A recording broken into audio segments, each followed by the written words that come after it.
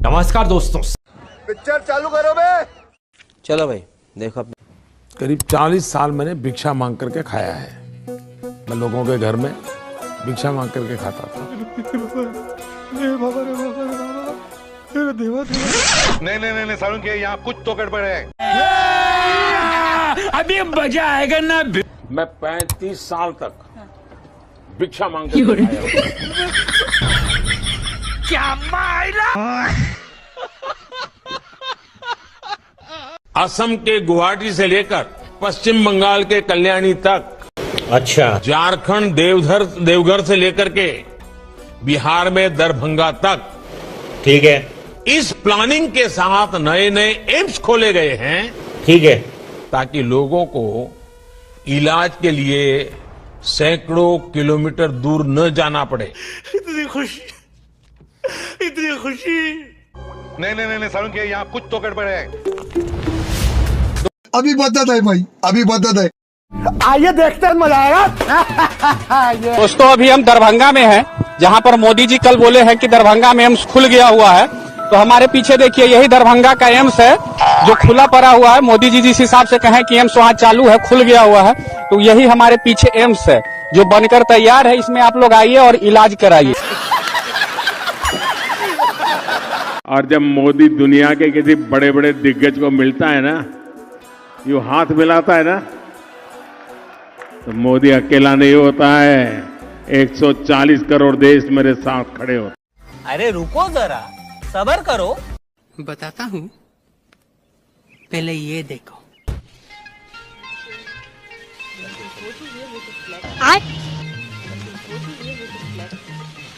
ये क्या तमाशा लगा रखा है तूने?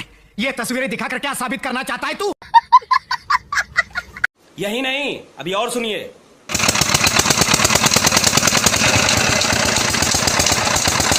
मुझे चक्कर आने लग गया अब। लेकिन लौंडा यहाँ नहीं रुकता। प्यार की राह में चलना सी, इश्क की चाह में जलना सी। Men will be men. Energy sector में हम आत्मनिर्भर हो।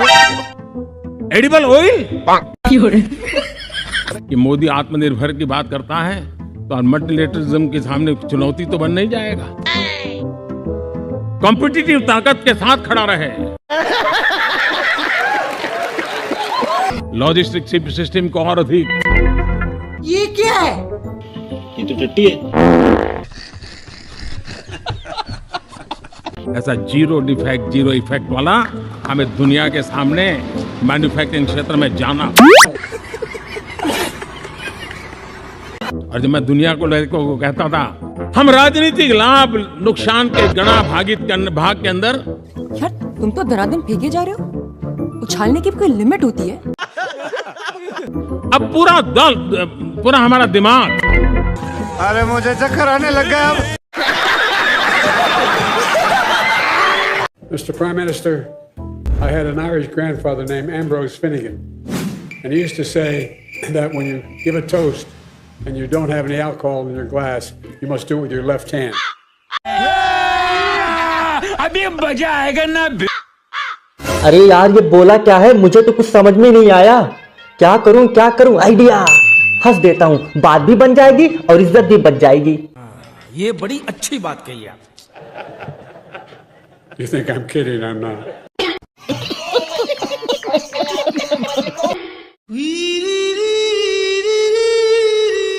कवाली बेइज्जती। खबरदार, बाप है हमारा। क्योंकि जोक नहीं है, ये रियलिटी है। Yesterday's unsung heroes are country's heroes today. कोई इनसे सीखे। सीखे इनसे। ये एक बढ़िया साइकिल का समय में से भारत आज गुजर रहा है। Conversation for a better tomorrow.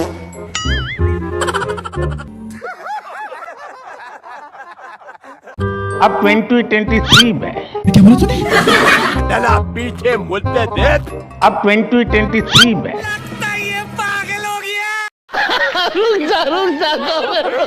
वो कौन सा लोकतंत्र था?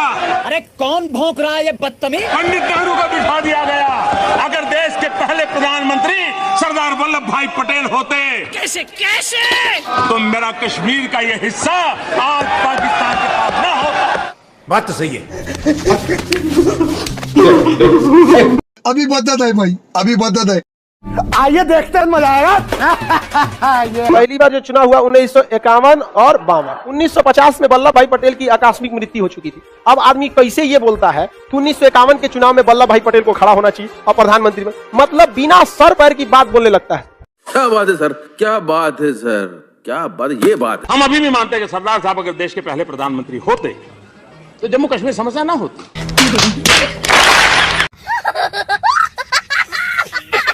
मेरे इन बीमारी में जिनको दवाई की जरूरत थी, ऐसे लोगों के करीब 20,000 करोड़ रुपया उनके जेब में बचा है। झूठ बोला ये, झूठ बोला ये, बकवास कर रहा है। और ये ज्यादातर मध्यम वर्ग के परिवार के लोग हैं। कुछ भी हम सभी का कर्तव्य, हर नागरिक का कर्तव्य, 13.5 करोड़ लोग डाइवर्सिटी, हमें ये गंवाना नहीं है। अच्छा, आज हजारों टिंकरिंग लैंप, भारत का सबसे बड़ा सामर्थ्य बना है विश्वास।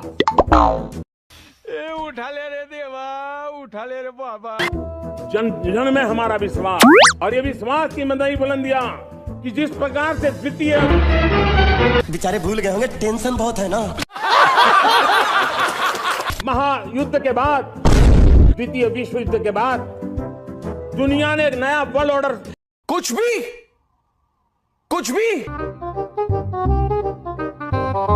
वाह क्या सीन है, वाह क्या सीन है।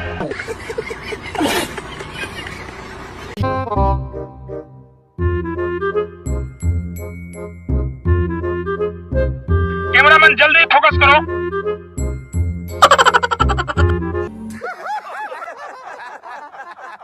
हम विकसित भारत के सपने को इसी सदी में 2047 तक स्वीकार करना, सिद्ध करना चाहते हैं। अच्छा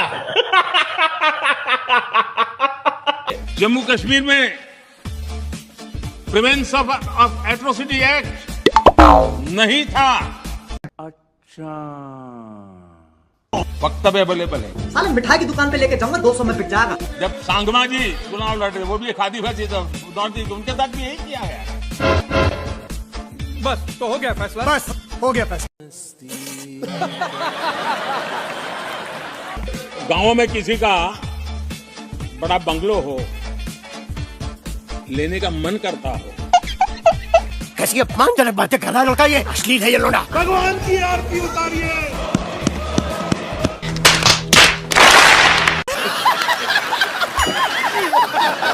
सोशल मीडिया पर एक ऐसा वीडियो वायरल हो रहा है जिसे देखकर आप सिहर उठेंगे। वीडियो ऐसा है कि आप सेकंड भर के लिए भी अपनी नजर हटा नहीं पाएंगे। अभी मजा आएगा ना।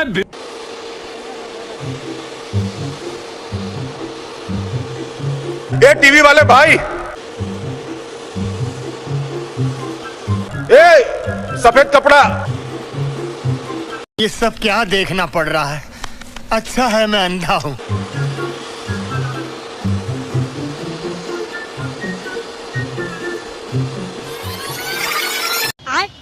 बैगन। ओ ए ईश्वर कर दो कैमरा, कैमरा ईश्वर कर दो, कैमरा तुम ईश्वर कर दो। अच्छा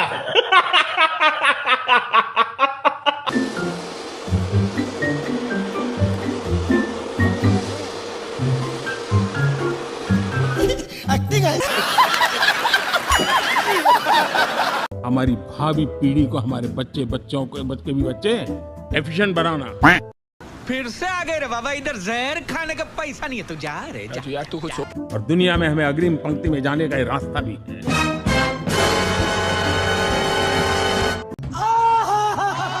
500 ब्लॉक तक उनको एस्पिरेशनल डिस्ट्रिक्ट ब्लॉक के नाते आइडेंटिफाई करके उसको मजबूती करने देने का काम चल रहा है। बस यही देख के तो पूरे सपने आते हैं। और विश्व को बायोफ्यूल अलायंस में दुनिया के सभी देश देखते ही देखते उसकी सदस्यता ले रहे थे। और इस महत्वपूर्ण काम में महामूल्य दस्तावेज, ओह यार, और मैं एक बेचारे भूल गए होंगे, टेंशन बहुत है ना। इंडियन एस्पिरेशंस हमेशा हमारे लक्ष्य के लिए हमारी जीवन प्रेरणा बनी रहेगी। वाह! कांग्रेस पूरे ओबीसी समाज को क्यों गालियां दे रही है? चल झूठा। मोदी अगर ओबीसी हैं, ओबीसी वाले ऐसी तैसी कराए। ओबीसी को गाली देना बंद कीजिए। क्या क्या कहना क्या चाह रहे हैं भैया आप? बताता हूँ, पहले ये देख। आइए देखते हैं, मजा आएगा। मैंने भगवान से भी कह दिया है कि मुझे आंख कभी नहीं चाहिए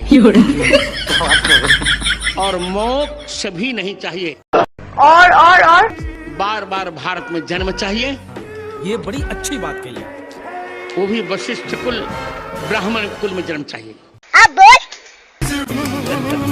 ये धोखा ये।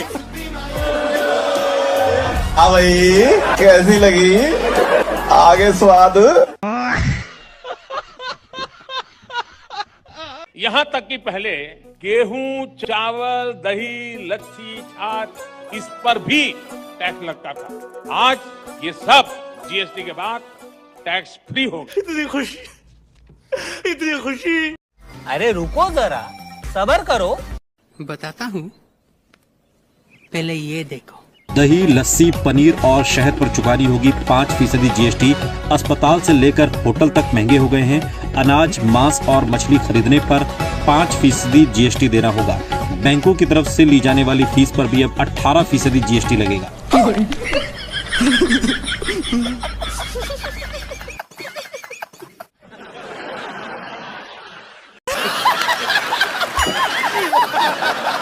कि प्रधानमंत्री जी सेना के शौर्य के नाम पर वोट मांग रहे हैं और हर दूसरा ऑपोजिशन लीडर इस बात को अपनी सभा में बोलता है। आप कैसे देखते हैं उनके इस बयान को? Good question. अभी मजा आएगा ना। अच्छा होगा कि पत्रकारिता में बैठे हुए लोग जरा निकाल के लाएं और बताएं देश को कि देखो भाई, मोदी ने सेना के नाम पे वोट मांगा। मैंने कभी नहीं मांगा सेना। अरे झूठ बोल रहा है, ये झूठ बोल रहा है। तू समझा? मैं तुम्हें अभी समझाता हूँ। आइए देखते हैं, मजा आएगा। मैं मेरे फर्स्ट टाइम वोटर से कहना चाहता हूं कि आपका पहला वोट, यही नहीं, अभी और सुनिए। जो वीर शहीद हुए, उन वीर शहीदों के नाम आपका वोट समर्पित हो सकता है क्या?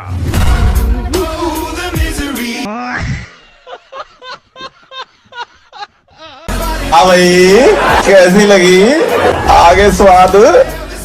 आपसे खतरनाक इस देश के लिए कोई हो नहीं सकता। हाँ ठीक है, तो ये तो मोदी जी की यही खासियत है।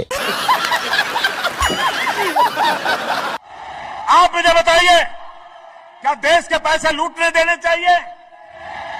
देश के पैसे लूटने देने चाहिए? नहीं। क्या बेईमानों के हाथ में पैसे जाने देने चाहिए? अरे कौन भौंक रहा है ये बदतमीज? क्या ये रोकना चाहिए कि नहीं रोकना चाहिए? ये लड़ाई लड़नी चाहिए कि नहीं लड़नी चाहिए?